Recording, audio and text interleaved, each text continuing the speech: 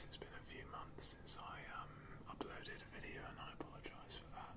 And now I'm back, and I'm going to try something a little bit new. It's going to be a war-themed ASMR video, and we'll see how it pans out, if you pardon the pun. Right, so the plan was to read out some military-related quotes. I know it's not particularly original, but it does tend to make good ASMR and good food for thought. So the first set of quotations are going to come from US General George S. Patton. Here we go. A good plan, violently executed now, is better than a perfect plan next week. A good solution applied with vigour now is better than a perfect solution applied 10 minutes later. America loves a winner and will not tolerate a loser. This is why America has never and will never lose a war. A pint of sweat will save a gallon of blood. By perseverance study in the Templar Sire, a man can become great. Do everything you ask of those you command. Do more than is required of you.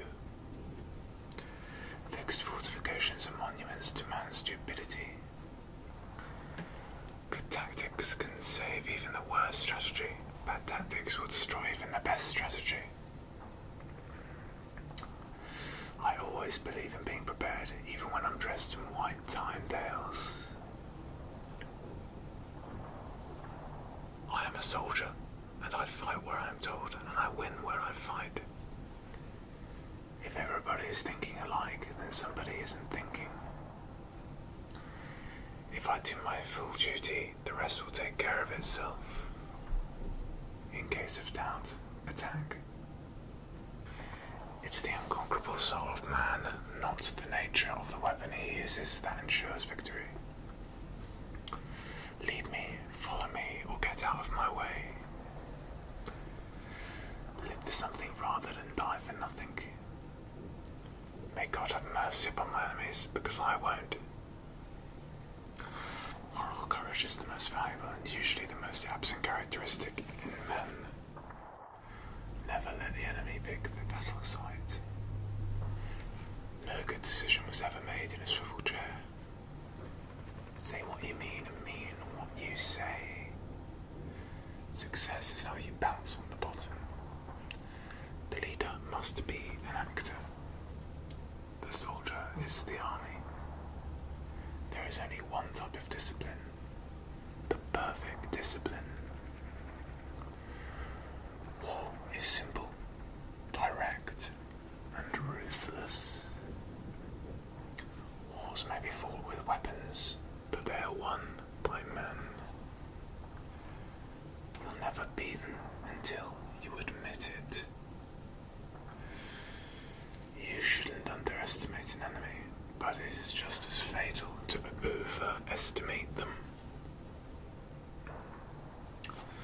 Attack rapidly, ruthlessly, viciously, without rest. However tired and hungry you may be, the enemy will be more tired and more hungry. Keep punching. In landing operations, retreat is impossible. Surrender is as ignoble as it is foolish. Above all else, remember that we as attackers have the initiative. We know exactly what we are going to do, while the enemy is ignorant of our intentions and can only parry our blows. We must retain this tremendous advantage by always attacking rapidly, ruthlessly, viciously, and without rest. An army is a team, lives, sleeps, eats, fights as a team. The individual heroic stuff is a lot of crap. War is the supreme test of man, in which he rises to heights never approached in any other activity. No sane man is unafraid in battle, but discipline produces in him a form of vicarious courage. The time is now at hand, which we must probably determine whether Americans are to be freemen or slaves, whether they are to have any property they can call their own.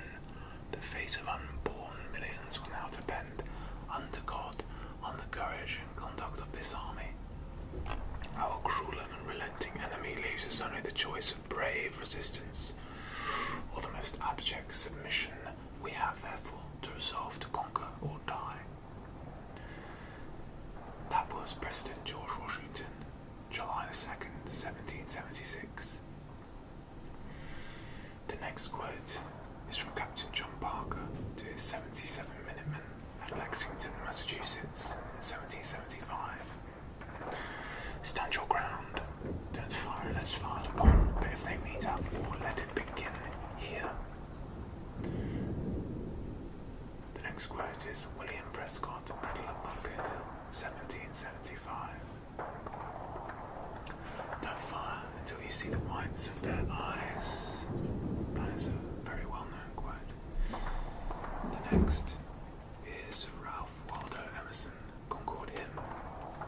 By the rude bridge that arched the flood, their flags in April's breeze unfurled.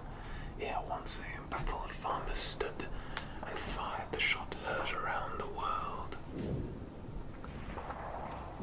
The next is President Abraham Lincoln, 1860. Neither let us be slandered for our duty by false accusations against us, nor frightened from it by menaces of destruction to the government, nor of dungeons to ourselves. Let us have faith that right makes right, and in that faith let us, to the end, dare to do our duty as we understand it. The next quote is Brigadier General Barnard Elliott B. Bull Run, 1861. There is Jackson standing like a stone wall. Let us determine to die here, and we will conquer.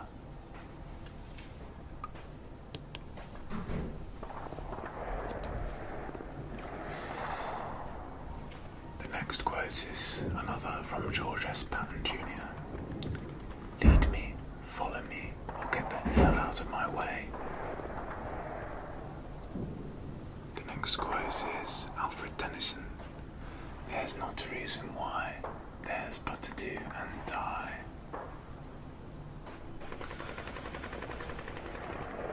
The next quote is from Nicholas Sparks. She had been proud of his decision to serve his country, her heart bursting with love and admiration the first time she saw him outfitted in his dress blues. The next quote comes from Douglas MacArthur. It is a fatal to enter a war without the will to win it. The next quote comes from Terry Pratchett. I don't want unnecessary violence, Sergeant, said Blouse. Right you are, sir, said the sergeant. Copperundum. First man comes through that door and I want him nailed to the wall. He caught the lieutenant's eye and added, but not too hard. Know thyself, know thy enemy, 1,000 battles, 1,000 victories. Sun Tzu. Another quote by Sun Tzu is, the supreme art of war is to subdue the enemy without fighting. The next quote comes from Leo Tolstoy. The two most powerful warriors are patience and time. The next quote comes from John F. Kennedy. The cost of freedom is always high, but Americans have always paid for it. And one path we shall never choose, and that is the path of surrender or submission. The next quote comes from George Washington. To be prepared for war is one of the most effective means of preserving peace. The next quote is one from H.G. Wells, an author of dystopian realities. If we do not end war, war will end us. The next quote is quite powerful, coming from Douglas MacArthur. In war, you win or lose, live or die. The difference is just an eyelash. The next quote is from Winston Churchill. When the war of giants is over, the wars of the pygmies will begin. Bertrand Russell says, Patriots always talk of dying for their country and never of killing for their country. That's a good quote. Joan Baez, if it's natural to kill, how come men have to go into training to learn how? Ludwig von Mises, war is harmful, not only to the conquered but to the conqueror. Albert Einstein, the release of atomic energy has not created a new problem. It has merely made more urgent the necessity of solving an existing one. Salvador Dali, wars have never hurt anybody except the people who die. Unknown, all warfare is based on deception. Lester Pearson, it has too often been too easy for rulers and governments to incite man to war. William Westmoreland, I do not believe that men who served in uniform in Vietnam have been given the credit they deserve. It was a difficult war against an unorthodox enemy. Omar N. Bradley, wars can be prevented just as surely as they can be provoked, and we who fail to prevent them must share the guilt.